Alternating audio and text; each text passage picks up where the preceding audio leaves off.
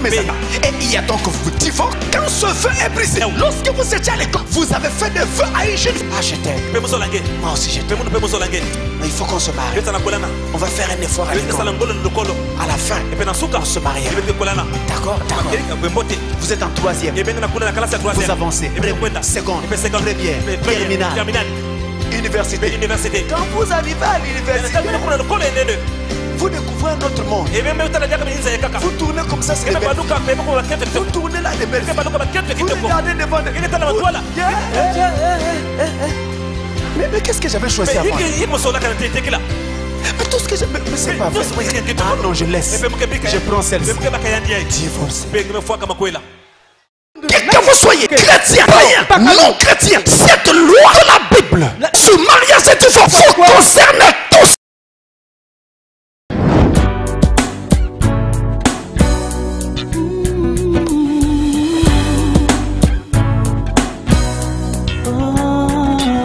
C'est pourquoi l'homme quittera son père et sa mère et s'attachera à sa femme.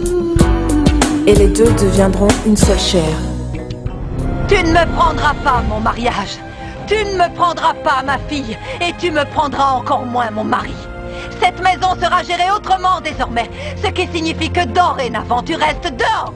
Tout au long de votre vie commune, sachez tourner vos cœurs vers le Créateur. Que rien n'efface l'amour que vous avez pour lui. Qu'il soit toujours au centre de votre vie.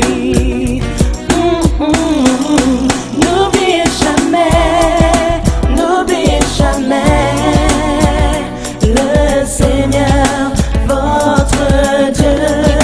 N'oubliez jamais, n'oubliez jamais le Seigneur, votre Dieu.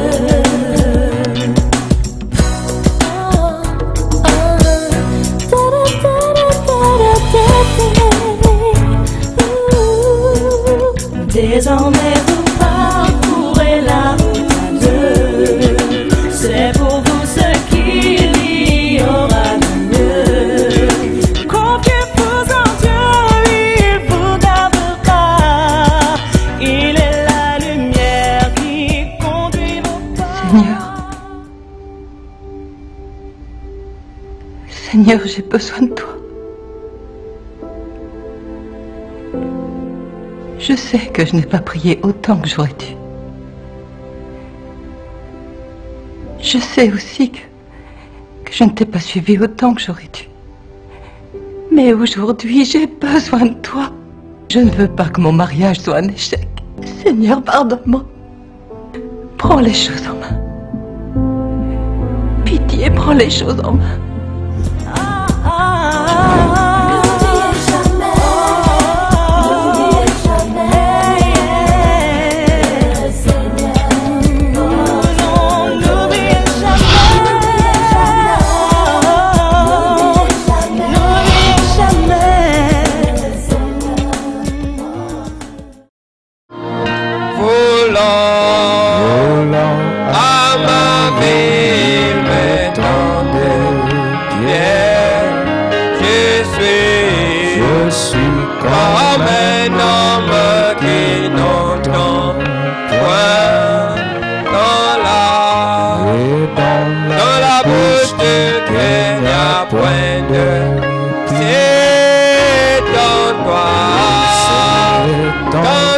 Seigneur, que je me confie, tu répondras,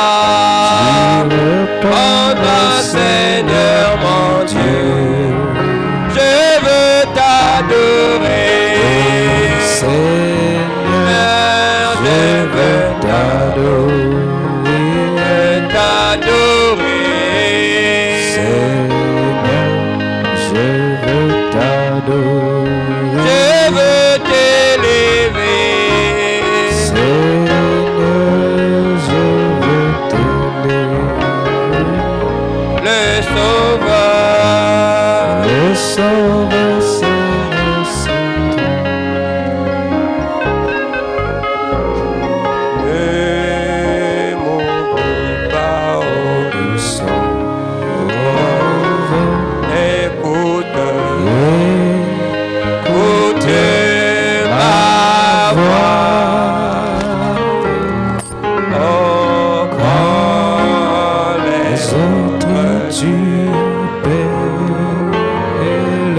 Alléluia.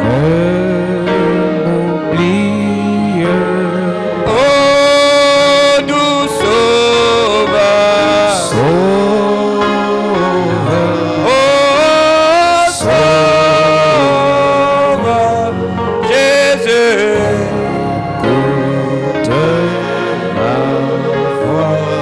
Écoute ma voix. Quand les autres tuent.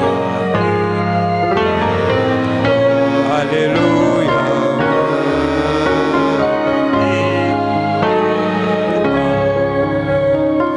Dieu notre Père Céleste, c'est ton amour qui nous a rassemblés en ce lieu. C'est simplement ta grâce. Et nous venons à toi sous le sang versé de l'agneau. Prions que tu nous regardes au travers de ce sang, pardonnant tout péché et tout manquement. Et nous accordons une grâce tout à fait particulière dans ta présence, autour de ta parole, d'avoir un moment suffisamment grand, suffisamment important, Seigneur, pour changer profondément le cours de nos vies. Nous te soumettons toutes choses sous le sang de l'agneau. Au nom de Jésus-Christ. Amen. Amen.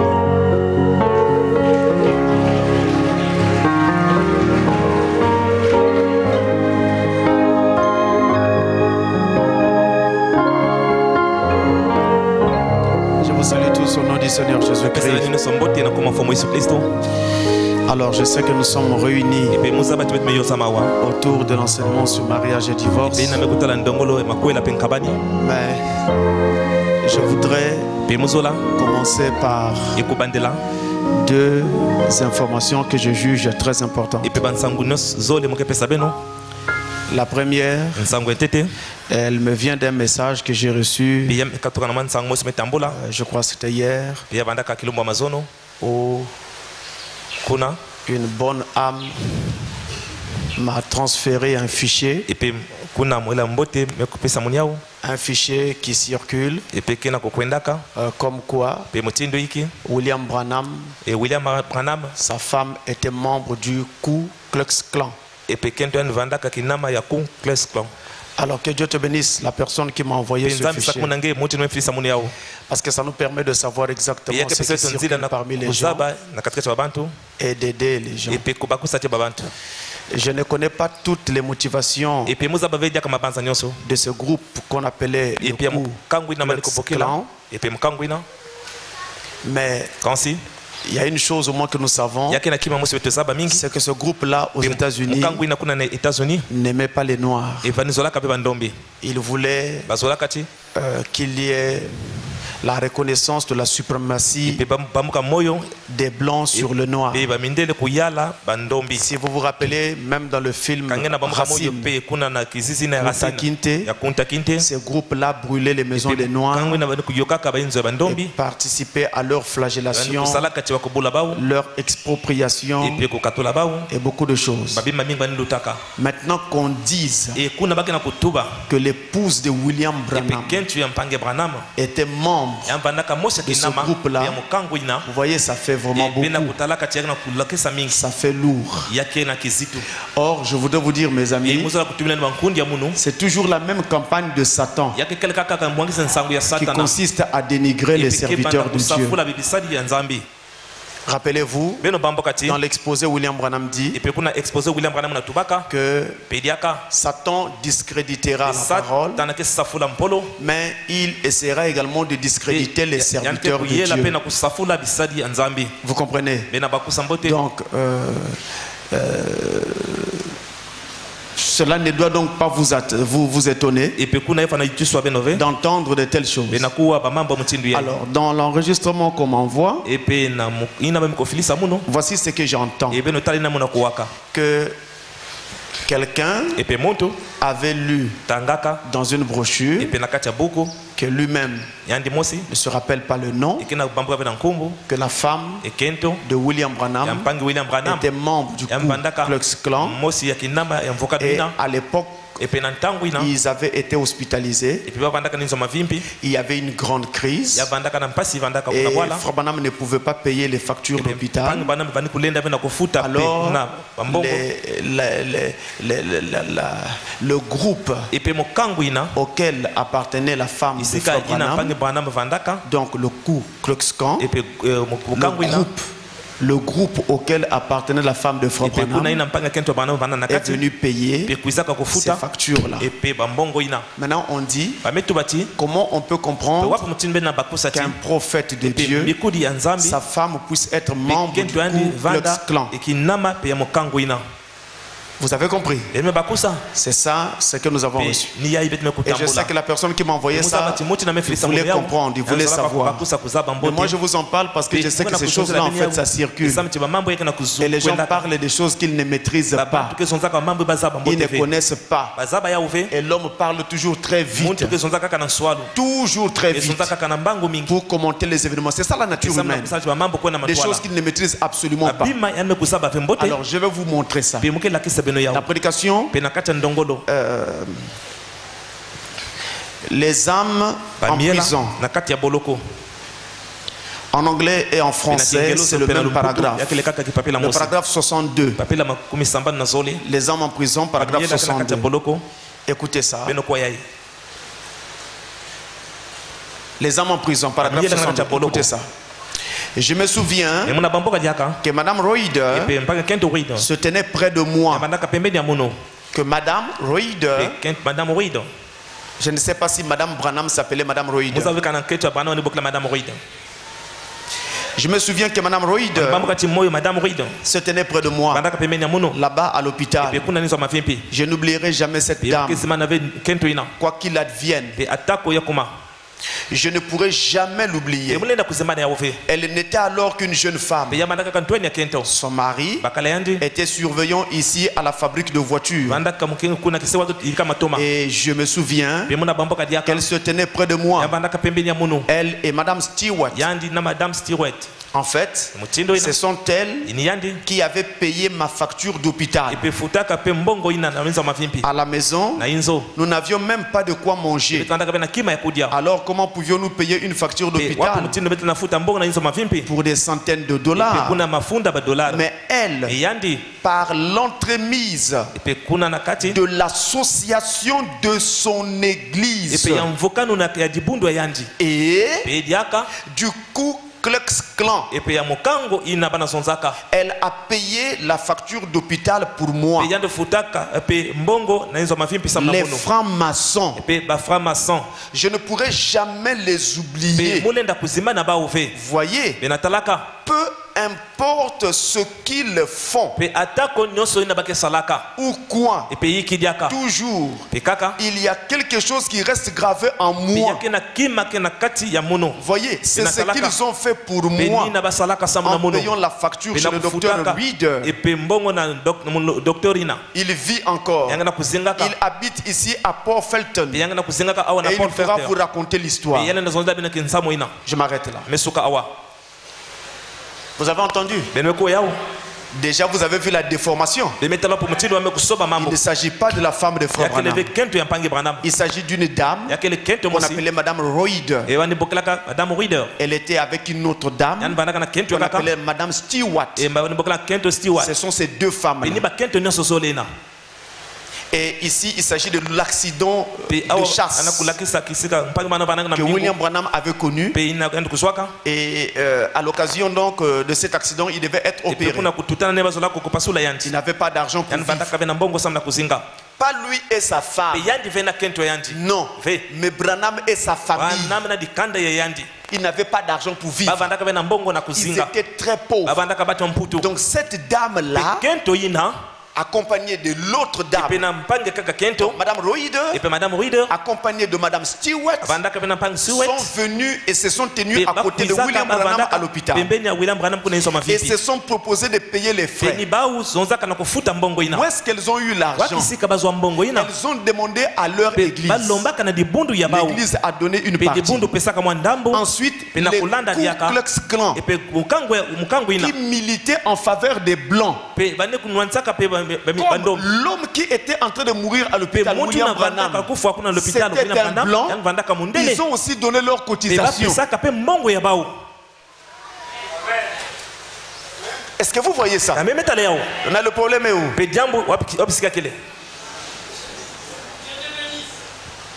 Le problème est où? Mes frères, regardez, je mets la main sur moi. Nous autres pasteurs de ce message, nous avons parfois du mal à garder la chose droite. Vous qui n'êtes pas pasteur, vous qui ne connaissez pas les profondeurs de ce message, vous voulez nous interpréter et traduire les choses que même nous-mêmes, nous avons parfois du mal. Vous allez voir quand je vais enseigner tout à l'heure, des erreurs qui ont été enseignées sur toutes ces questions. Des choses que les gens ne maîtrisaient pas. Vous allez vous rendre compte quand nous allons enseigner tout à l'heure. Donc ne dites pas ça. Alors que Dieu bénisse la personne qui m'a envoyé ce message. Ça a permis donc de prémunir tout le monde. C'est un faux message. Cela n'est pas correct. Tenez, pour votre information encore, j'ajoute de l'eau à votre moulin. Quand on a construit le Branham Tabernacle, l'église catholique avait donné sa constitution.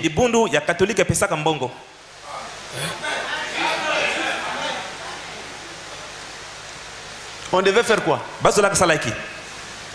Refuser la cotisation de l'église. Vous voyez, ils ont donné une partie d'argent. Le tout premier Branham Tabernacle. Donc frère, sortons de ces choses-là. C'est complètement inutile. Frère Branham, je vous le dis, était un véritable serviteur de Dieu. Amen. Et à ce que je sache, à l'époque de l'accident de chasse, Branham n'était pas marié. Branham n'était pas encore marié à l'époque de l'accident de chasse. Ce n'est pas sa femme. C'est de la désinformation. Amen. Maintenant, au fur et à mesure que nous sommes en train d'enseigner sur mariage et divorce, je sais qu'il y a beaucoup de problèmes. Mais j'avais dit à la fin de l'enseignement, ne prenez pas des décisions hâtives. Attendez d'abord que nous ayons l'occasion de parler. Nous parlerons et ensuite vous saurez exactement quoi décider. Maintenant nous allons nous lever pour lire la parole. Alors nous ouvrons dans Matthieu chapitre 19 et le verset 7. Matthieu chapitre 19 verset 7. Et nous lisons au nom du Seigneur. Pourquoi donc lui dirent-ils? Moïse a-t-il prescrit de donner à la femme une lettre de divorce et de la répudier? Amen. Juste un mot de prière. Notre Dieu bien-aimé, merci pour la grâce que tu nous fais d'avoir cette occasion autour de la parole. Et nous venons de lire comme tout homme qui sait lire pouvait le faire. Mais nous reconnaissons que c'est toi seul qui peux nous en donner la vraie vision. Viens afin que nous regardions ces choses au travers des lunettes de Malachie 4. Et nous croyons, Père Tout-Puissant, que tu vas oindre ta parole pour nos âmes et nos vies, ici et partout ailleurs dans le monde, au nom de Jésus-Christ. Amen. Merci pour vous asseoir. Alors, dans mariage et divorce, nous avons commencé notre étude par la partie intitulée au commencement, où nous avons montré comment nous sommes partis de la première alliance établie par Dieu à la seconde alliance. Nous vous avons donné les passages bibliques relatifs à chacune de ces alliances. La première et la seconde alliance. Et nous avons beaucoup insisté sur les conséquences de la seconde alliance. Et nous avons montré comment tout cela était arrivé, en montrant que la femme en était la cause. Il y a quelqu'un qui m'a dit, mais pasteur, la manière dont vous êtes en train de prêcher, est-ce que finalement on ne va pas arriver à un stade où il n'y aura plus aucune sœur à l'église? Non, je crois que les enfants de Dieu comprennent que Dieu ni moi, on n'est pas contre eux. Mais nous montrons simplement la lumière, la manière dont les choses sont arrivées. Donc, après avoir parlé sur le commencement, où donc nous avons montré toutes ces choses, c'était très très profond. C'était très très profond. Et je suis sûr que quand vous recevrez cette vidéo, vous êtes ici et tous ceux qui peuvent être à l'étranger, eh bien ça sera profondément une bénédiction. Ensuite, nous avons parlé sur le choix d'une épouse. C'est-à-dire nous étions en train de montrer comment est-ce qu'on passe du choix au mariage, montrant comment est-ce que les choses se passent. Et à cette occasion, nous avons profité pour corriger une erreur qui est répandue couramment dans le message, où certains pensent que nous avons 4 étapes qui conduisent au mariage. Voyez-vous, donc la fréquentation, la cour et tout ça. Et nous avons montré qu'en fait, ce qu'on appelle fréquentation, ce n'est rien d'autre que la cour. Et nous avons montré cela, que c'est un problème de traduction de l'anglais en français qui a causé ce problème. Et nous avons vu, depuis l'original anglais, comment Frère Branham avait présenté la chose. Et nous avons aussi montré cela dans la traduction française. Donc le mariage n'a que 3 étapes. La cour, qu'on appelle encore fréquentation. Ensuite, il y a les fiançailles, qu'on appelle encore vœux, engagement, promesse. Voyez-vous. Et enfin, vous avez le mariage lui-même, c'est-à-dire la cérémonie de mariage. Et en parlant de cérémonie de mariage, montrons que surtout chez nous en Afrique, il y a 3 cérémonies de mariage. Il y a le mariage coutumier, il y a le mariage à l'état civil et il y a le mariage religieux. Et je montrais, j'y reviens, en tout cas, l'une au moins de ces 3 cérémonies vous permet déjà de vivre avec votre femme. Et nous avons appuyé ça sur l'exemple de notre bien-aimé frère Billy Paul, dont le mariage n'était jamais passé par le processus religieux, c'est-à-dire il n'avait jamais reçu la bénédiction nuptiale, mais depuis le vivant de frère Branham, il vit avec sa femme. J'espère que vous vous rappelez de ça. Et nous avons aussi insisté pour montrer que lorsque vous êtes en train de vous marier, en tout cas ceux qui vous marient, c'est le vœu que vous faites, les promesses que vous faites l'un vis-à-vis de l'autre.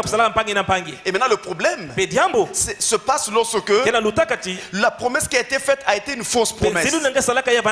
Alors il y en a qui m'ont dit, pasteur, il faut revenir sur ça aujourd'hui, à ce culte d'aujourd'hui.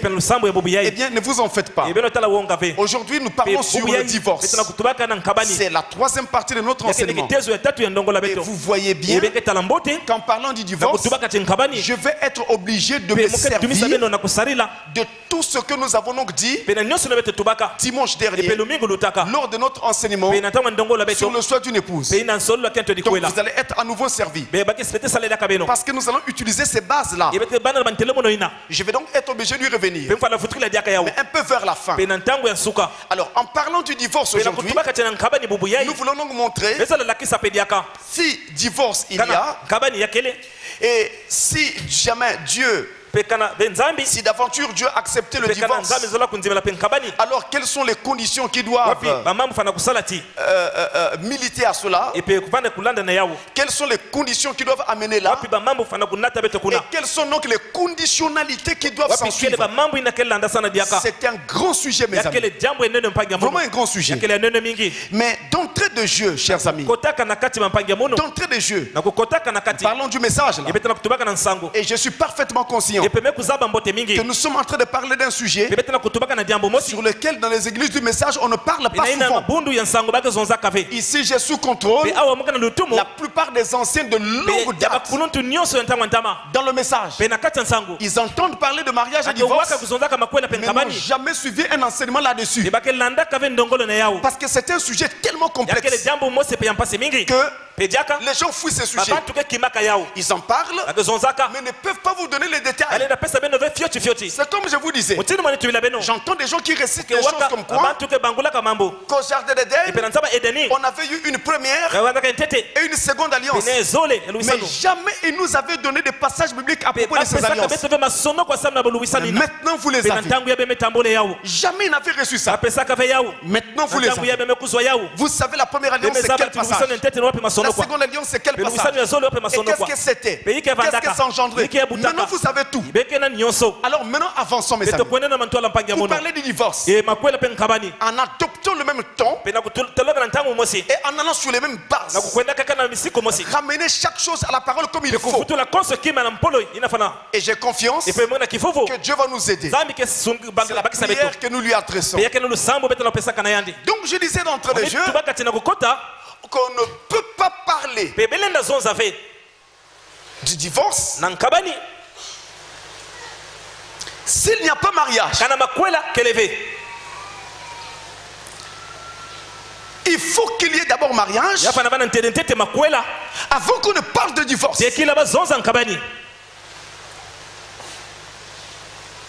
Mais s'il n'y a pas mariage, il n'y aura pas de divorce. Il faut qu'il y ait d'abord mariage.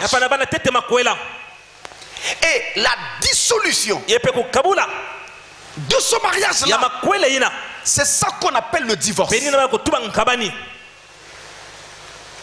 Mais il faut d'abord qu'il y ait mariage. Le mot grec pour divorce, je l'écris ici pour vous. Je l'écris en gros caractères. A, P, O, S, T, A, S, I, O, N. Apostasion. Voilà le mot grec pour divorce.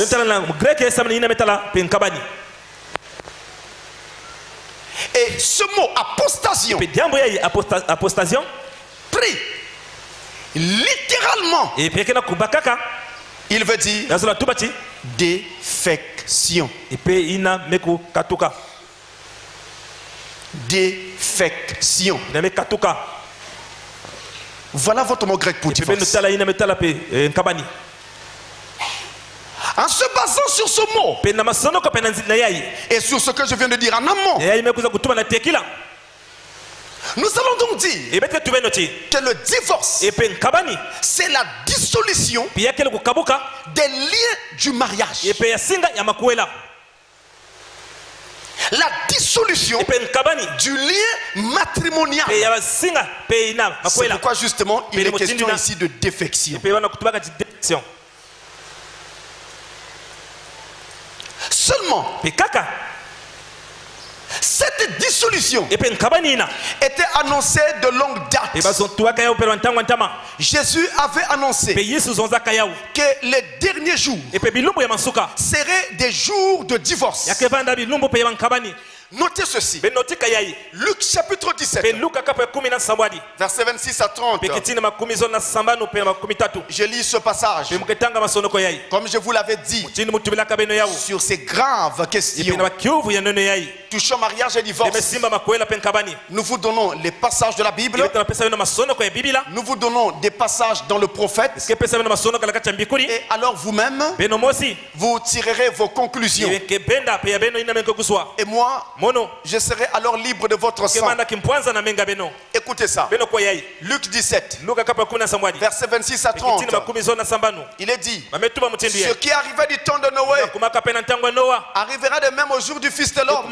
Les hommes mangeaient, buvaient, se mariaient et mariaient leurs enfants jusqu'au jour où Noé entrait dans l'arche. Le déluge vint et les filles tous se périrent. Vous pouvez poursuivre la lecture. Et au verset 30 on dit: il en sera de même le jour où le Fils de l'homme paraîtra, c'est-à-dire en ces jours-ci, en ces temps de la fin. Posons-nous la question. Dans ce passage il est dit qu'en ces temps-là les gens se mariaient et mariaient leurs enfants. Nous nous arrêtons un instant là. Se mariaient et mariaient leurs enfants. Mais le mariage est une institution divine. C'est quelque chose de bien. Pourquoi cette dénonciation? Si les gens se marient, ils font bien.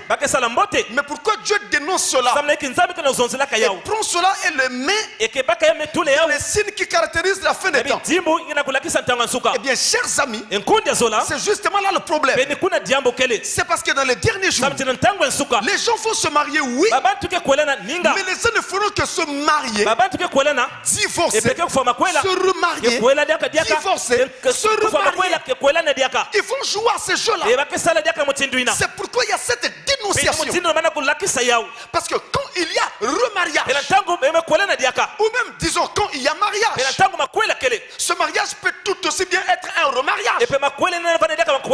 Et si jamais c'est un remariage, ça veut dire qu'au préalable il y a eu divorce. Et c'est pourquoi il y a cette dénonciation. Et le prophète en parle. Il dit ceci dans la prédication: avoir soif de la vie. Prêcher, avoir soif de la vie. Prêcher le 4 mars 1960. Le paragraphe 41.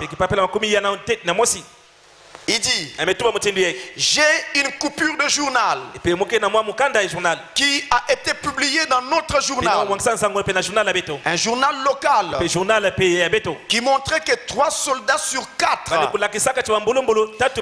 qui étaient partis outre-mer pendant l'autre guerre ont divorcé d'avec leurs femmes 6 mois après leur retour. Et elles étaient parties travailler dans les usines où l'on fabrique de la poudre, ainsi de suite comme cela.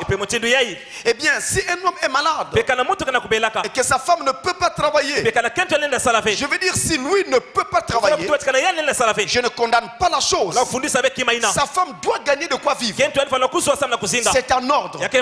Mais si elle s'en va travailler juste pour avoir un peu plus d'argent, vous feriez mieux de la garder loin de cette bande de voyous avec laquelle elle travaille là. Sa place est à la maison. C'est cela. Elle est censée être à la maison.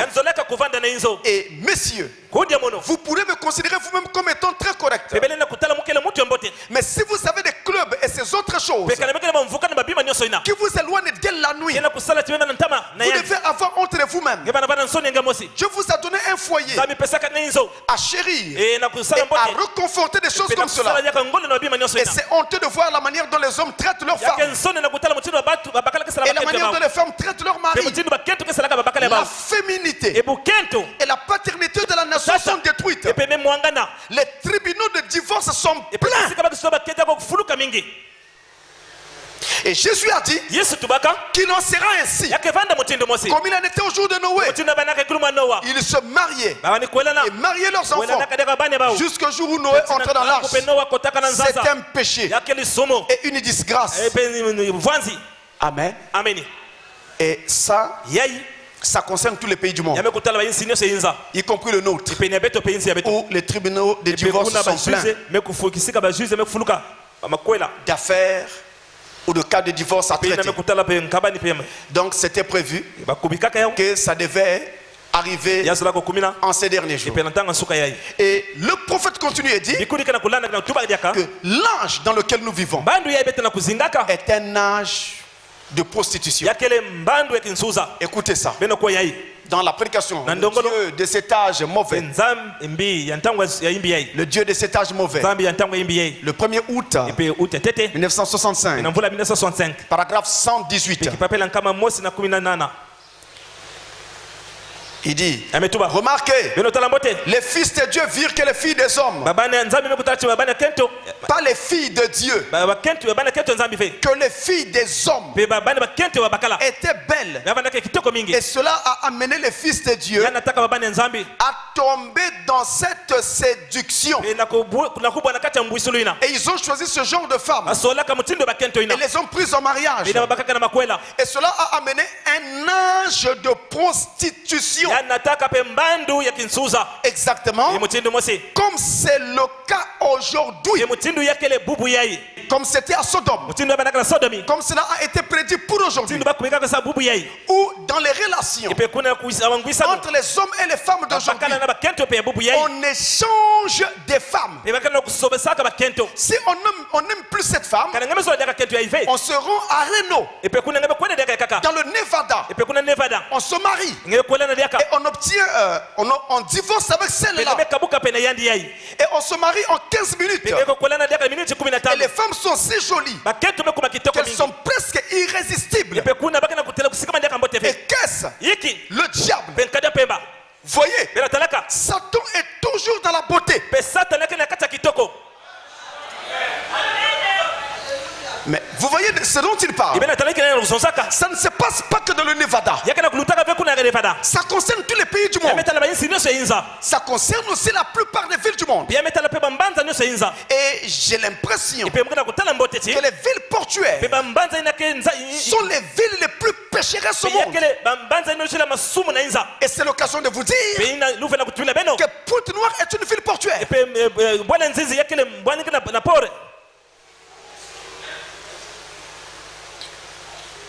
Nous vivons donc un âge de prostitution. Les femmes sont de plus en plus belles. Et il est difficile de leur résister. Et cet état de fait provoque le divorce. Et le prophète va encore plus loin. Il dit, cette question de divorce frappe beaucoup plus les jeunes gens.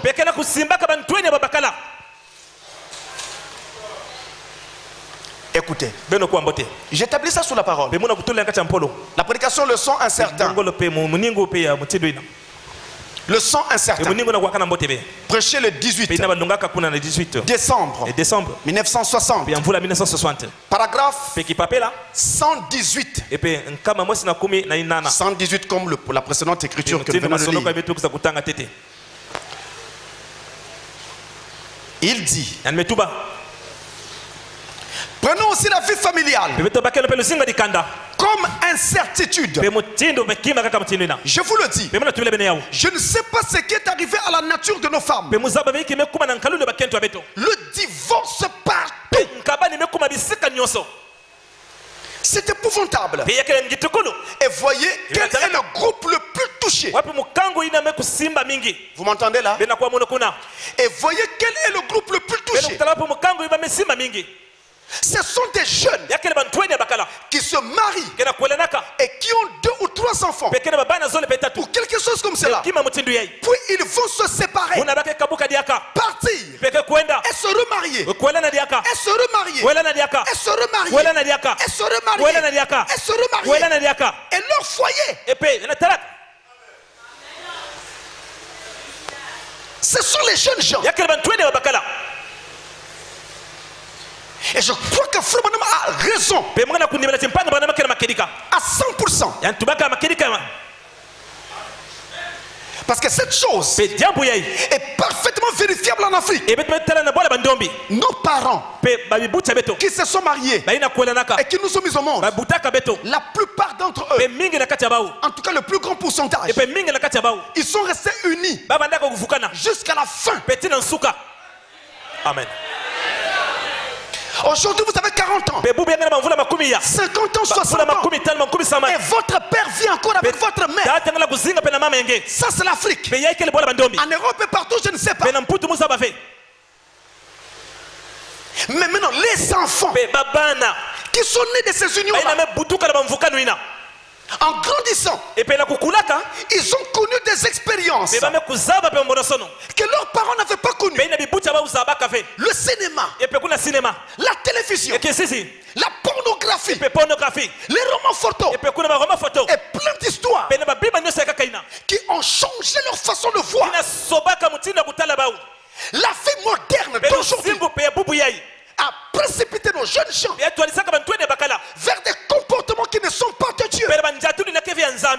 Ils disent à une fille, je t'aime, je t'épouse. Ils s'épousent la fille, mais ne reste pas avec elle jusqu'à la fin.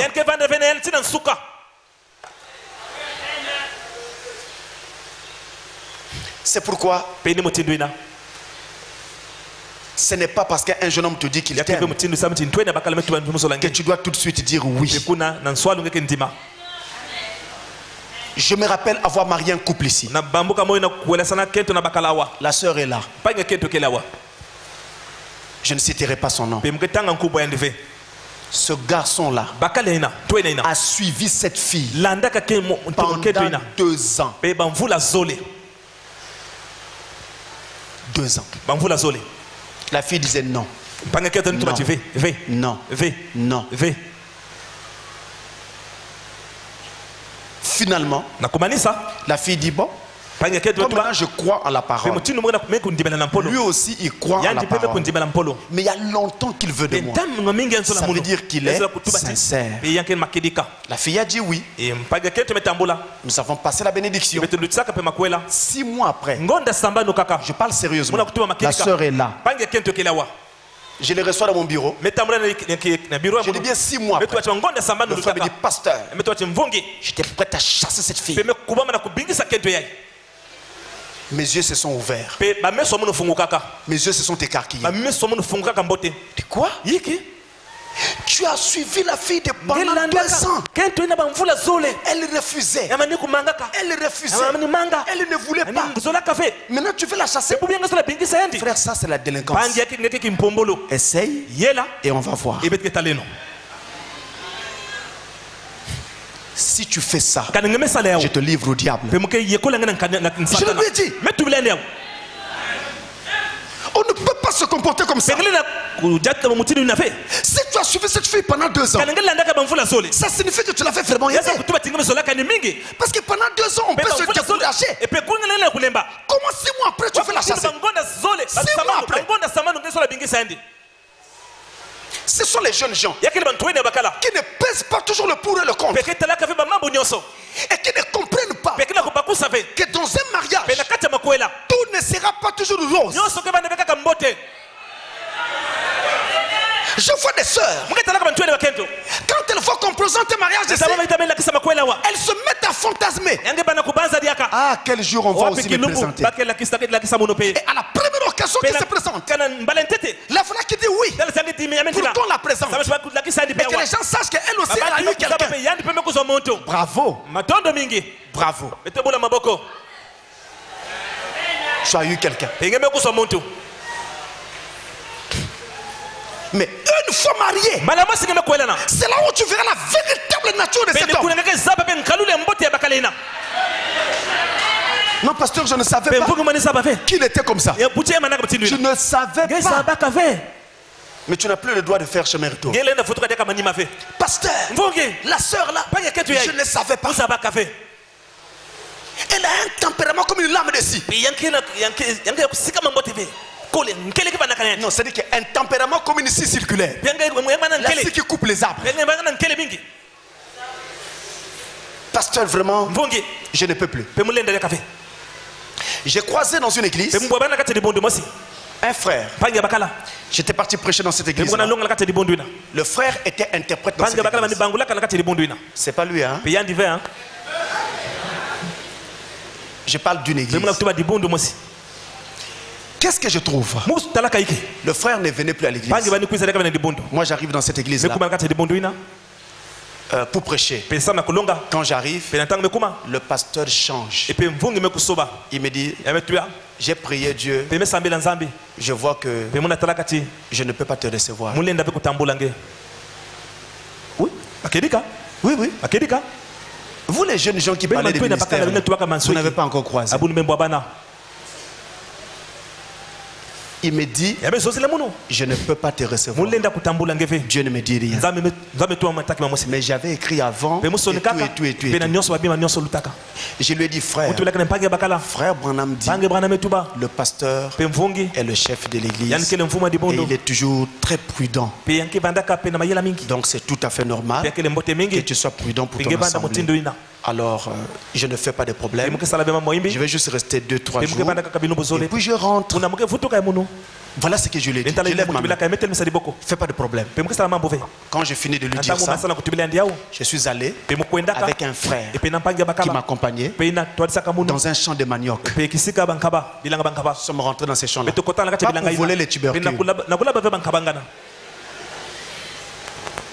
On rentre dans ce champ-là et on prie. Seigneur, tu nous as fait quitter Brazzaville jusqu'ici. C'était pour apporter ta parole. Regarde, on croise une porte fermée. C'est ton œuvre. Ce n'est pas mon œuvre. Si c'est toi, toi-même ouvre cette porte. On a prié. Alors ce frère dit, écoute, pasteur, j'ai une sœur qui vit dans ce village. Elle est malade. Est-ce qu'on peut aller la visiter? Allons-y. On arrive, on visite la sœur. Dieu me convainc de prier pour cette femme. Une jeune femme. Je prie pour elle. Guérie. Le lendemain, elle vient à l'église. Le pasteur voit. Le pasteur la voit. La femme là ne venait jamais à l'église. Et le pasteur connaissait cette femme. Puis c'était dans le même village. Donc il la voit maintenant venir à l'église. Et il entend son témoignage. Le pasteur commence à réfléchir. Moi, pendant ce temps, quand je suis rentré à la maison, j'ai prié encore. Prier. Je reçois une vision. Je vois un frère. Et il y avait une maman qui se présentait devant cette soeur-là, ce frère-là, avec un bâton. Et menaçait ce frère avec ce bâton. Et j'ai vu le frère. Non, ce n'est pas le frère qui ne venait plus à l'église. C'est plutôt la femme. Sa femme qui ne venait plus à l'église. Mais lui, il venait toujours. Alors, et le culte en question termine. Je crois où le matin de ce culte-là. Le matin, donc on devait avoir culte le soir. Donc le matin, j'ai appelé le pasteur. Il dit, j'ai une vision à te raconter. Je ne comprends pas trop, mais comme ça m'est venu, il faut quand même que je t'en parle. Il dit, vas-y pasteur. Il dit, j'ai vu le frère là, l'interprète. Et devant lui, se tenait une maman avec un bâton et qui menaçait le frère. Il dit, oh, décris-moi la maman. J'ai décrit la maman. Elle est mince, courte, brune. Le pasteur est conscient que je n'ai jamais été dans ce village. Et il voit la description tomber nette. Et la maman de ce frère-là était exactement comme ça. Il dit, pasteur, tu as vraiment raison. C'est justement le problème que j'ai avec ce frère. Parce que voilà, sa mère ne veut pas de ce mariage. Et là même la soeur ne vient pas à l'église. Ce que je vais faire, je vais appeler cette soeur-là pour qu'on essaie d'arranger le problème. On a appelé la soeur. Donc ce culte-là, au soir, ils ont fait leur culte. Terminé. Moi, le culte est terminé. Parce que la porte est fermée. Je ne prêche pas. Je suis rentré dans ma chambre. Ils allaient pour moi dormir. Comme je dors toujours tôt. Le pasteur a commencé à 19h. Parler à ce couple-là. Le frère dit au pasteur, je préfère aller en enfer que de reprendre cette femme. Jusqu'à 21h. Il n'arrivait pas. Alors il m'appelle. Pasteur Francis, viens nous parler de ta vision. Alors je sors. J'arrive, je les salue. Après, je fais quoi? J'ai commencé d'abord par élever ce frère. Je l'ai élevé. En lui montrant combien je l'avais beaucoup apprécié. Quand je suis arrivé dans cette église, quand j'ai élevé, après le frère pousse un ouf. Vous les pasteurs là, quelqu'un ne veut plus de vous le convoquer. J'ai compris que c'était pas ça. Alors je lui ai parlé de la vision. Et lui et sa femme ont reconnu. Et ils se sont réconciliés. Mais regardez le niveau où il est arrivé. Il a dit au pasteur, je préfère aller en enfer que de reprendre cette femme. Alors quand le pasteur a vu ça, il dit, pasteur, tu commences à prêcher aujourd'hui. Quelle date? Jusqu'à telle date.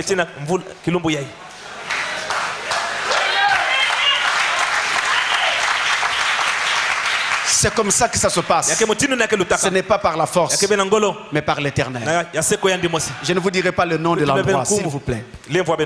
Voyez-vous? Donc, avec les jeunes, on a un sérieux problème.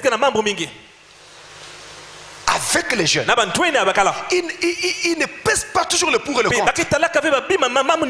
Et ils ont un sérieux problème. Pour les jeunes, ce qui compte c'est le présent. Le moment présent, mais pas l'avenir. Ça ne leur dit rien. Donc ils regardent le présent, ils ne font pas attention à l'avenir. Un jeune frère voulait se marier. Je lui ai dit, frère, la femme que tu veux épouser là, ne viens pas dire demain que le pasteur ne t'avait pas prévenu. Je dis, c'est une très belle femme. Elle a tous les dehors d'une femme. Mais en ce qui concerne le rôle que doit jouer la femme de la maison, c'est un véritable trou. Frère, ne fais pas ça. Tu vas nous faire travailler. Mais pasteur, ah, frère. Moi, j'ai fait ma part. Je t'ai dit. Maintenant, quand tu vas t'engager et que ça va cailler, ça n'ira plus. Je te rappellerai ce que je t'avais dit. C'est ça qui ne marche pas avec les jeunes. Et souvent, il regarde à la beauté de la femme. Et la dernière fois, nous avons vu dans le choix d'une épouse, le prophète nous dit qu'il faut regarder plutôt au caractère de la femme et non pas sa beauté. Parce que la beauté est comme un vernis. Et le vernis finit toujours par se cailler. Et quand le vernis se caille, vous voyez alors la vraie nature du bois dont elle est faite. C'est en ce moment-là que vous vous rendez compte. Comme m'avait dit un frère un jour, il voulait s'engager avec une femme qu'il me pardonne. Je sais qu'il est là, mais qu'il me pardonne. J'ai dit ça au nom de l'amour fraternel pour aider les autres. Il voulait s'engager avec une femme. Je lui ai dit, frère, comme cette histoire-là, avec cette femme, c'était arrêté. Est-ce qu'on peut oublier et passer à autre chose? Il y a pasteur. Moi, la femme de ma vie, c'est elle. Il pleure même. J'ai dit, bon, d'accord. Je vais tout faire pour essayer. Et cette fille-là n'était pas membre du Soleil Couchant Tabernacle. Je suis allé jusqu'à chercher cette fille-là. Je l'ai rencontrée. J'ai parlé avec la fille. Vous ne savez pas ce que nous les pasteurs nous faisons. J'ai parlé avec la fille. Au début, elle était réticente. J'ai réussi à ramener la fille vers le frère. Je les remets ensemble. Dit, ok, maintenant c'est bon. Essayez maintenant d'harmoniser tout. Et nous verrons quoi faire. Ils se sont mis à harmoniser les choses. Harmoniser les choses. Finalement, qu'est-ce que le frère va constater? Chaque fois qu'il y a un petit problème, même tout petit comme ça, la fille a fait une nature vraiment autoritaire. Elle se fâche, bloque son téléphone. 2 jours, 3 jours, 2 semaines, 2 semaines. Tu appelles, il ne répond pas.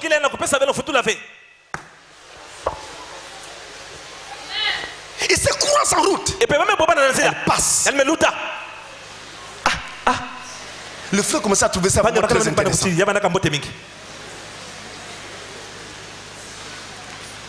Il avance. force. C'est des songes, des visions qu'il reçoit. Des problèmes qu'il y avait dans la famille de cette fille et qui faisait qu'il y ait tout ça. Alors qu'est-ce que le frère a fait? Quand les parents de la fille savaient, le frère est allé voir le père de la fille. Et il dit au papa, papa, je suis désolé. Mais je me suis rendu compte que j'étais à 2 doigts de faire un pacte avec le diable. Gardez votre fille. Il s'est retiré.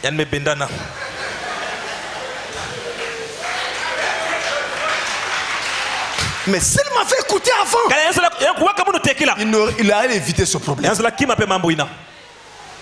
La jeunesse.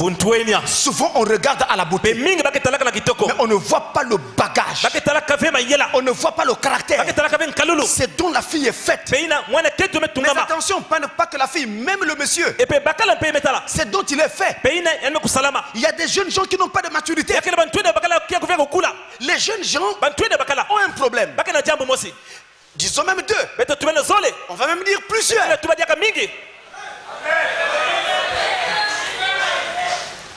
L'un des problèmes qu'ils ont, c'est que souvent les jeunes gens sont toujours attachés à leur maman. Maman. Et vous avez l'impression que c'est encore un bébé que maman doit contrôler. Et dans les couples, ils sont mariés. Mais avant qu'ils ne fassent quelque chose, sa mère doit d'abord venir parler. Après il fait. Si sa mère ne donne pas la famille, il ne fait pas. Quel genre d'homme tu es? Et à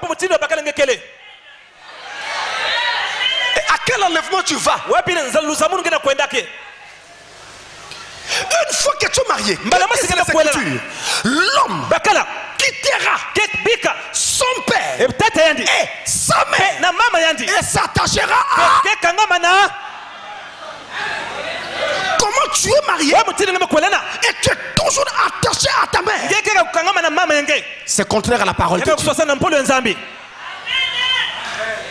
De la même façon, la parole ne t'interdit pas d'aimer tes soeurs. Mais tu ne peux pas aimer tes soeurs plus que ta femme. Vous voyez les jeunes gens, attention, hein, pas mes soeurs, ce sont mes soeurs. Et elle est qui?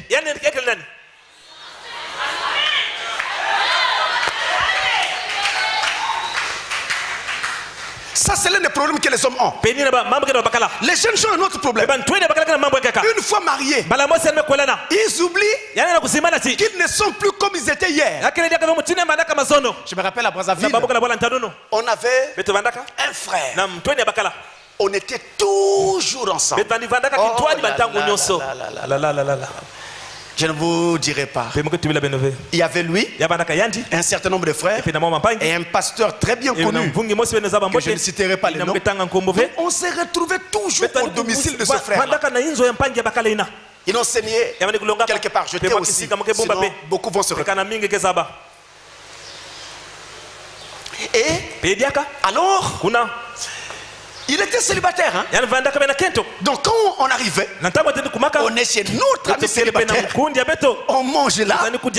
On s'allonge comme on veut. Ça parle jusqu'à X heures. On était toujours en train de parler de la parole. Les mystères, la parole. Oh, mais qui ne connaît pas cet endroit-là? Quand on était à Brazzaville, après, il s'est marié. Quand il s'est marié, nous, après le mariage, comme d'habitude, on arrive à la maison. Lui, il ne savait plus comment jouer. Est-ce qu'il fallait rester aux côtés de sa femme ou il fallait rester avec nous? Alors il ne savait plus. Il est venu s'asseoir avec nous. Il est resté longtemps. Oh, pendant tous ces temps, sa femme avait besoin de lui. La femme a attendu. Attendu. Peut-être qu'il va se lever, faire un tour, boire même l'eau. Rien. La femme est obligée d'appeler. Viens à la porte. Chérie, s'il te plaît, une minute. Le frère se lève.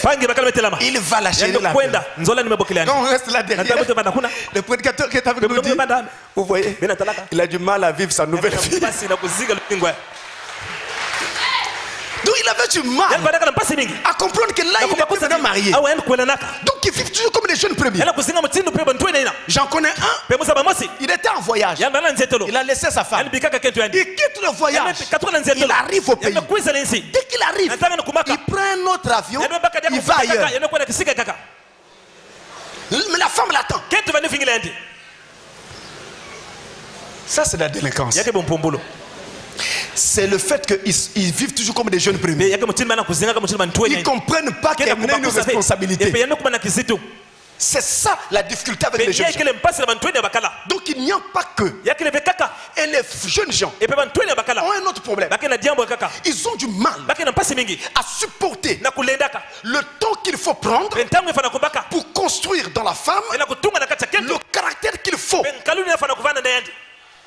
Et quand ils voient que la femme brille par une véritable insoumission, aussitôt ils disent on arrête. Je te chasse. Je peux me remarier. Vous pouvez. Nous sommes dans l'étude, non? Nous sommes dans l'étude. Donc le divorce frappe beaucoup plus la jeunesse. Parce qu'il regarde à la beauté de la femme et ne prête pas toujours attention à bien d'autres paramètres. Avant de se marier, l'homme doit avoir un travail. Il faut qu'il ait un gagne-pain. Et ce gagne-pain, il doit le juger suffisant pour prendre soin de sa femme. Il faut donc qu'il puisse avoir une rémunération qui convienne. Il ne s'agit pas de prendre la fille d'autrui et l'amener dans la maison et ensuite la faire souffrir de faim. Et quand elle se plaint, vous lui dites, mais la parole dit de jeûner. La parole n'a pas parlé de jeûne forcé. Là, vous la forcez à jeûner. C'est pas un jeûne conduit par l'esprit. Ça, c'est un jeûne imposé. C'est une punition en ce moment-là. Et cet homme doit naître de nouveau. Et il faut qu'il comprenne qu'une fois qu'il s'est engagé, il doit aussi être capable d'accepter ce qui n'ira pas afin de construire avec sa femme.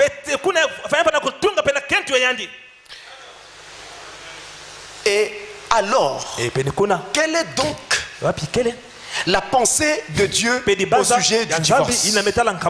Écoutez-moi bien. Nous essayons d'aller droit au but. Malachie chapitre 2. Malachie 2. Le verset 16. Malachie 2 verset 16. Suivez ça très bien. Écoutez ça. Je me rends compte que Frère Branham avait vraiment l'esprit de Dieu. Je me rends compte que tout ce qu'il disait était parfaitement cohérent. Parfois, il dit une chose ici, vous avez l'impression que ça chamboule tout. Mais laissez seulement qu'un serviteur de Dieu prenne ces choses. Et vous allez vous en rendre compte que c'était parfaitement cohérent. Malachie 2, verset 16. Il est dit, car je hais la répudiation, dit l'Éternel, le Dieu d'Israël. Et celui qui couvre de violence son vêtement, dit l'Éternel des armées, prenez donc garde en votre esprit et ne soyez pas infidèles. Je hais la répudiation. Je hais le divorce, dit Dieu. Pour Dieu, le divorce est proscrit. Dieu n'aime pas le divorce. Dieu n'aime pas cela. Nous allons dans Matthieu, chapitre 19, le verset 3, du verset 3 au verset 6. Du verset 3 au verset 6.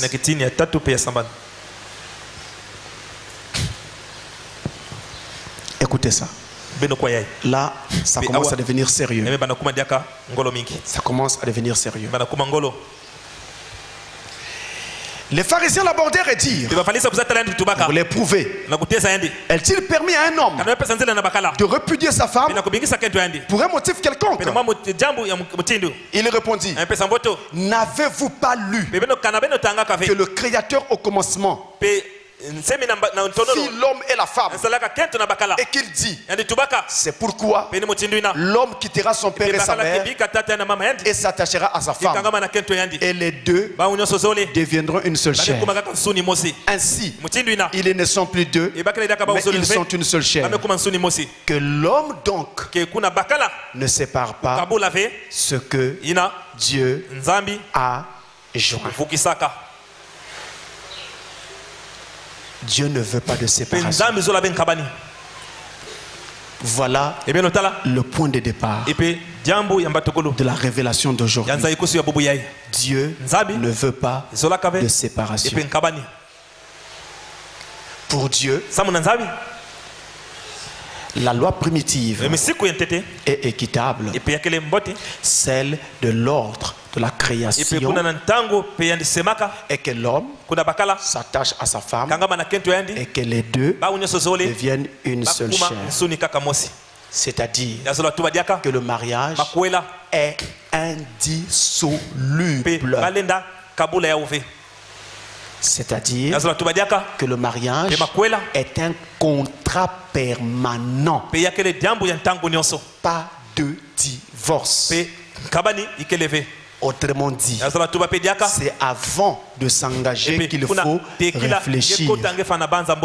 Mais il ne faut pas réfléchir après que vous soyez déjà engagé. Après, ça n'a plus de valeur. Il faut réfléchir avant. Vous voyez une fille avec deux yeux, une paire des yeux très jolis. Comment c'est cette fille-là? Mais son caractère, vous ne connaissez pas. Sa maturité, vous ne savez pas. On a encore deux petites choses à souligner chez les sœurs. Il y a des femmes qui ont l'âge de se marier, mais elles ont encore le dehors d'un enfant. Donc quand tu la regardes, ce n'est pas une femme, c'est une enfant. Toi, tu vas aller épouser une femme comme ça, qui n'a pas encore toute sa maturité. Comment tu vas la présenter chez tes amis? Quand vous irez par exemple réunion de service, on a dit bon, chacun vient avec sa femme et à la fin il y aura ceci ou cela. Toi tu vas avec ta femme. Tu arrives, on va demander quoi? C'est ta fille.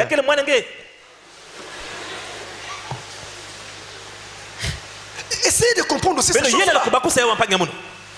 Il faut qu'elle puisse être une femme qui a une certaine maturité physique. Il faut au moins que les dehors soient les dehors d'une femme, mais pas les dehors d'un enfant. Pourquoi j'insiste sur ça? Parce que si les dehors sont les dehors d'une enfant, il y a fort à parier qu'il y a encore beaucoup à apprendre à cette fille-là. Dans le cadre de la vie, qu'est-ce qu'elle connaît? Elle connaît quoi? Il y en a même parmi elles qui ne savent pas préparer.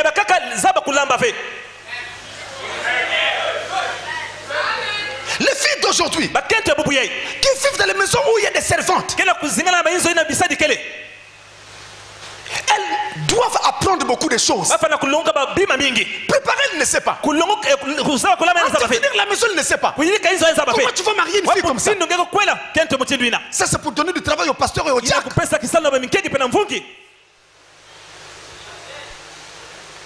Tu lui demandes de faire la mwamba.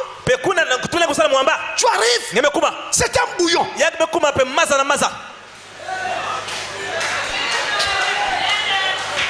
n'a jamais préparé, elle ne connaît rien. Tu lui dis fais-moi le riz. Quand le riz est à table, tu te sers. Dès que tu mets de la bouche, les dents sautent. C'est Dieu.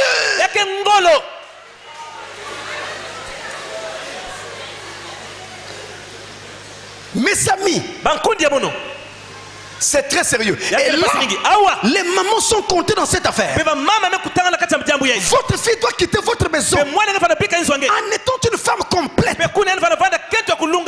capable de faire le ménage comme il faut et de tenir son foyer. Une fille qu'on dorlote tout le temps, elle pensera que la vie consiste à être dorlotée. Qu'est-ce qu'elle fera quand elle aura ses premiers enfants? Elle ne fera que les dorloter. L'enfant pleure. Oh chérie, ne pleure pas. Tu veux que je donne quoi? Même si c'est la lune, dis seulement je vais te donner. Tu peux lui donner la lune. Or, vos enfants doivent apprendre que la vie est difficile. Il y a des fois où ils demandent, mais expressement tu ne donnes pas.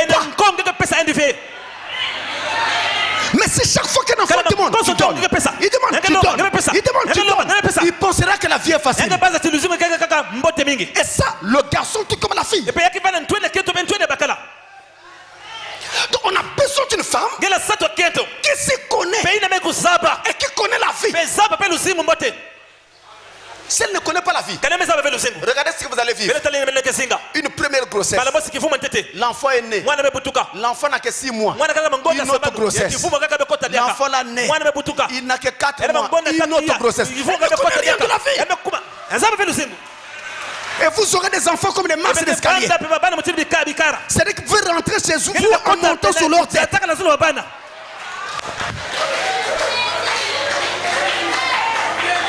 Parce qu'elle ne connaît rien de la vie.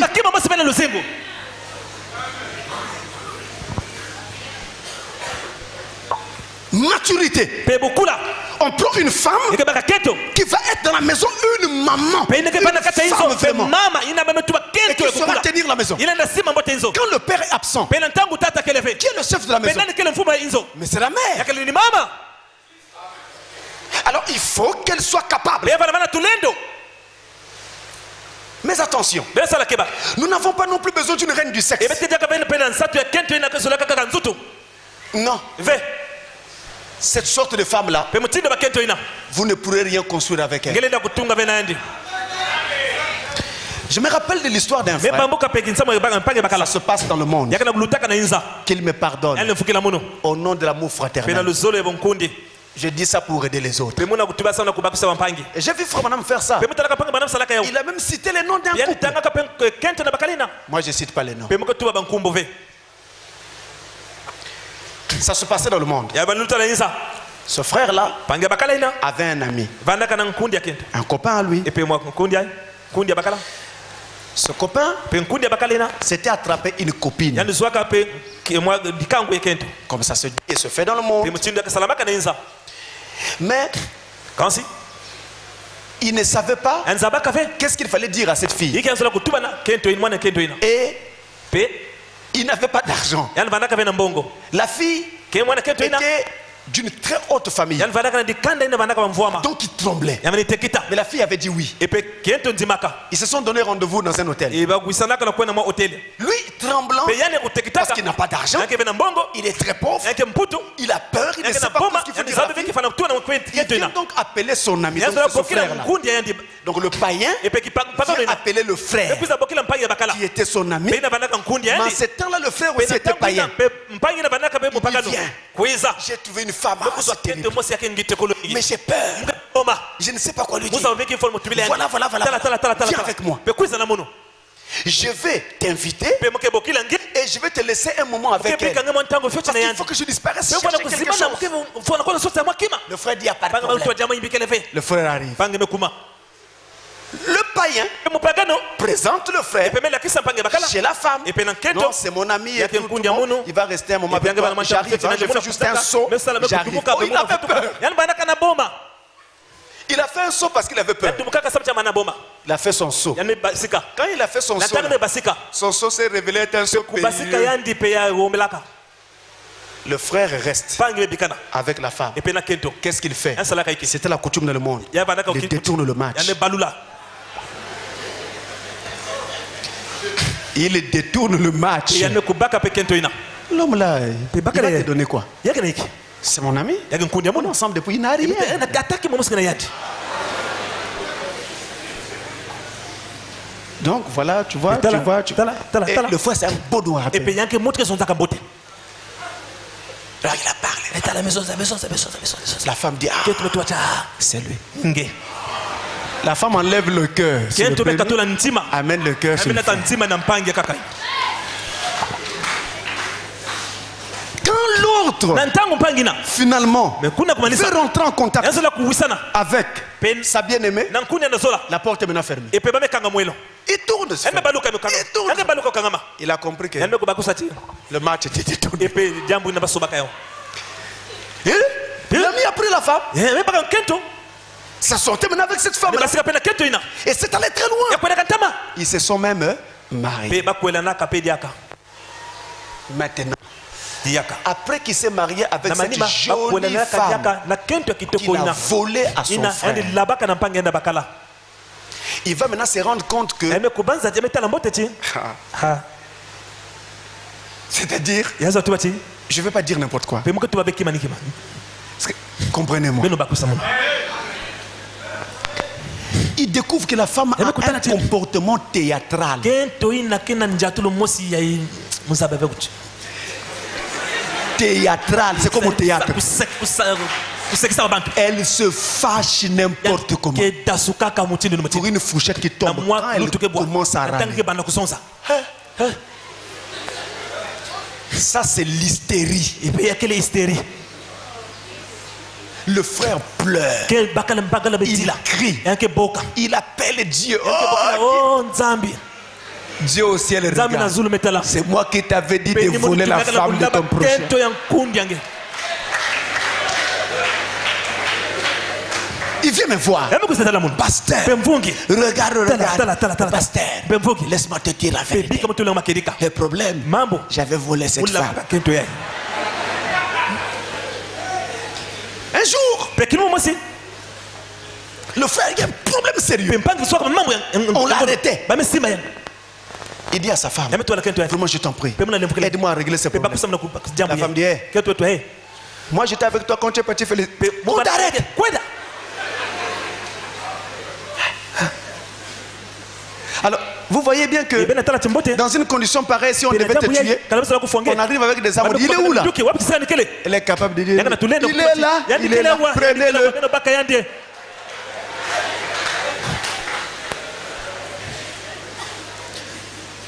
C'est ce problème-là que nous avons. Plusieurs fois, mon frère a même voulu divorcer. Mais le mariage est indissoluble. Vous voyez la difficulté, c'est celle-là. C'est ce que je veux vous montrer. Le mariage est indissoluble. Bien. Maintenant, nous savons quelle est la volonté de Dieu en ce qui concerne le divorce. Maintenant, tout le monde le sait. Dieu n'aime pas le divorce. Et il demande de réfléchir avant. Est-ce que tout le monde est d'accord? Maintenant, écoutez-moi bien. Maintenant, écoutez-moi.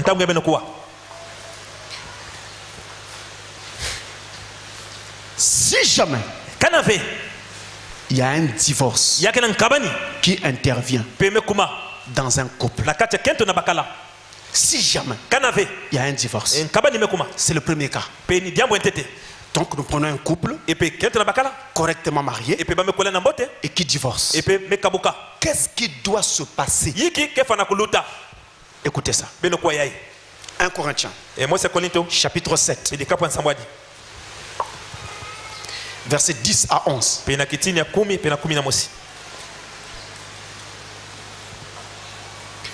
1 Corinthiens 7 verset 10 à 11. Écoutez ça.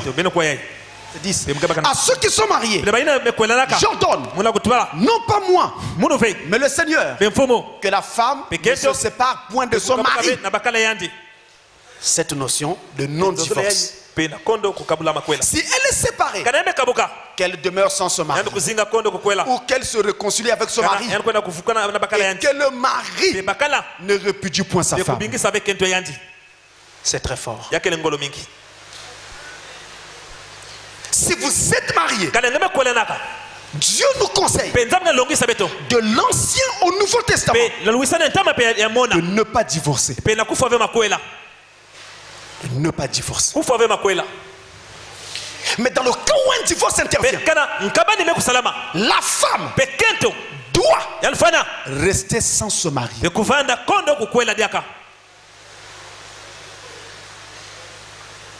Et si elle ne peut pas rester sans se marier, elle se réconcilie à son mari. Mes sœurs, je sais que tout n'est pas bien. Tout ne marche pas toujours dans nos couples. Il y a beaucoup de choses qui ne vont pas. Nous sommes tous des hommes. Et il y a des problèmes partout. Mais avant de prendre une décision, réfléchissez d'abord. J'ai croisé une femme un jour. Elle est venue me voir, fâchée. Dit pasteur, je quitte cet homme. Je suis venu te voir. C'est pas pour que tu me conseilles. C'est juste pour te donner l'information. Moi je m'en vais. C'est ce qu'elle me dit. Hein? Je suis venu te voir juste pour te donner l'information. Mais je m'en vais. Cet homme m'a déçu. Je pars. Je l'ai d'abord écouté. Elle a vomi. Tout ce qu'il avait dit. Après je lui ai dit, ma soeur, tu as totalement raison. Quand tu dis que tu veux partir, je te comprends. Tu es fatigué. Tu ne peux plus. Et tu as raison. Parce que ce qu'on t'a fait, ça t'a fait beaucoup mal. Je te donne raison. Seulement, je voudrais te dire ceci. La décision que tu es en train de prendre, tu la prends parce que tu es en colère. Non, pasteur, je suis ça. Il dit oui, ma soeur, parce que tu es en colère. Mais seulement 6 mois après, 1 année après, 2 ans après, quand la colère sera passée, est-ce que tu ne te rendras pas compte que tu as fait une erreur? Au moment où tu chercheras à revenir vers ton mari et qu'il y a déjà une femme dans cette maison, qu'est-ce qu'on fera? Elle est restée tranquille. Moi je continue. Là il ne parle plus. Il dit sœur, quand on est en colère, on prend des décisions terribles et souvent hâtives. Mais 2 ans après, est-ce que tu penses que tu n'auras pas besoin, tu n'auras plus besoin d'avoir un homme? Qu'est-ce qui sera mieux devant Dieu? De vivre dans la fornication ou la souillure ou l'adultère, ou bien d'avoir ton mari et de travailler ensemble devant Dieu pour corriger ce qui ne va pas. Elle est restée tranquille. Elle est restée silencieuse. Après elle me dit, pasteur, tu as raison. Je ne ferai plus ça. Vous pouvez être en colère. La Bible dit, la colère de l'homme n'accomplit pas la justice de Dieu. Vous pouvez être en colère. L'adage dit, la colère est une courte folie. Quand un mariage s'arrête, le plus souvent, le perdant, c'est la femme. Et regardez la sévérité de la loi de Dieu. Vous n'aurez pas la possibilité de vous remarier. Si vous le faites, vous savez alors la route que vous prenez.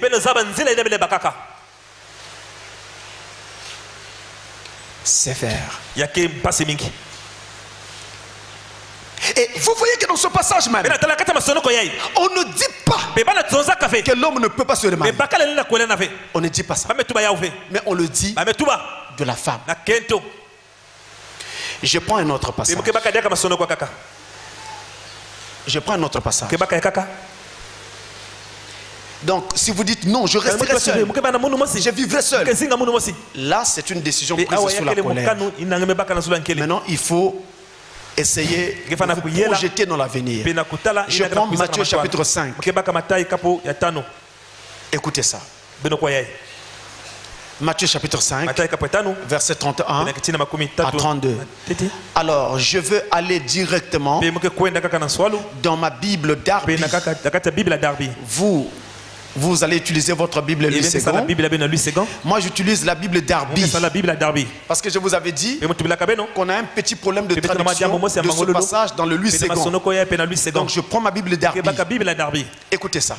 Matthieu 5, 31 à 32. Regardez.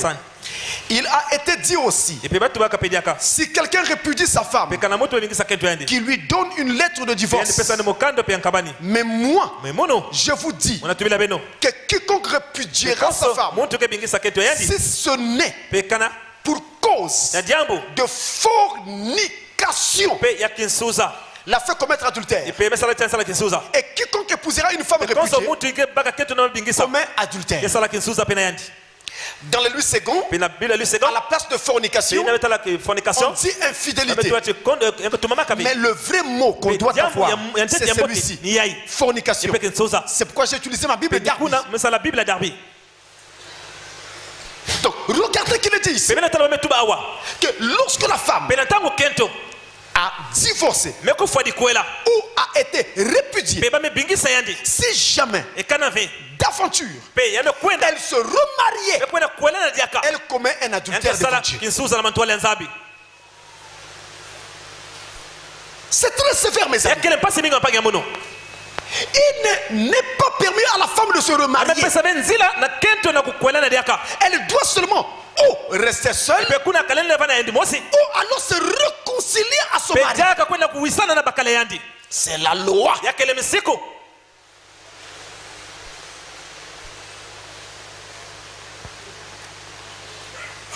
Et vous voyez que le monde entier est dans un gâchis total en face de toutes ces choses. Combien de gens ont ainsi péché devant Dieu?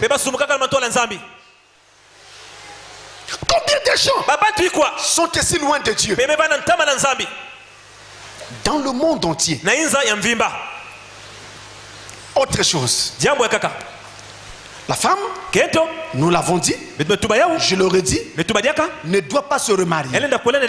Ou elle reste seule, ou elle se réconcilie à son mari. Maintenant, s'il arrivait que malgré la loi, mais elle se remarie quand même,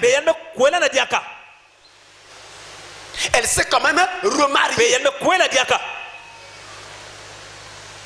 Et par la suite, elle divorce avec ce nouveau monsieur. Je reviens. Au départ, cette femme-là est mariée à l'homme numéro 1. On va l'appeler le client numéro 1. Et voilà, elle divorce avec cet homme-là. Et vient maintenant épouser l'homme numéro 2. Le client numéro 2. Le client numéro 1, on ne sait pas ce qu'il fait. Où est-ce qu'il est? Est-ce qu'il est seul? Est-ce qu'il s'est remarié? On ne sait pas. Mais nous nous concentrons sur la femme. Elle est maintenant attachée à l'homme numéro 2. Et voilà que elle divorce encore avec l'homme numéro 2. Maintenant qu'elle a divorcé de l'homme numéro 2, est-ce que son premier mari peut la reprendre? Non. Je vous donne la parole. Deutéronome 24. Deutéronome chapitre 24. Verset 3 et 4. Verset 3 et 4. Si ce dernier homme la prend en aversion, écrit pour elle une lettre de divorce, et après la lui avoir remise en main la renvoi de sa maison, ou bien si ce dernier homme qui l'a prise pour femme vient à mourir, alors le premier mari qui l'a fait renvoyer ne pourra pas la reprendre pour femme après qu'elle a été souillée, car c'est une abomination devant l'Éternel. Et tu ne changeras point, et tu ne chargeras point de péché le pays que l'Éternel ton Dieu te donne pour héritage. Donc elle ne peut plus être reprise par quelqu'un d'autre. C'est interdit. Alors, en m'arrêtant là un moment, vous pouvez maintenant comprendre pourquoi il est dit que beaucoup de gens ne seront pas enlevés. Parce que la condition de l'humanité est terrible. Malheureusement pour nous, nous avons manqué d'évangile depuis longtemps. On avait des églises traditionnelles qui fonctionnaient comme des simples entreprises et qui ne se souciaient pas des âmes et n'apportaient pas toute la parole. C'est la raison pour laquelle le monde est dans cet état-là. Et maintenant, quand ils entendent un tel évangile, ils disent cet homme est fou. Cet homme n'est pas fou, ça y est, dans votre propre Bible.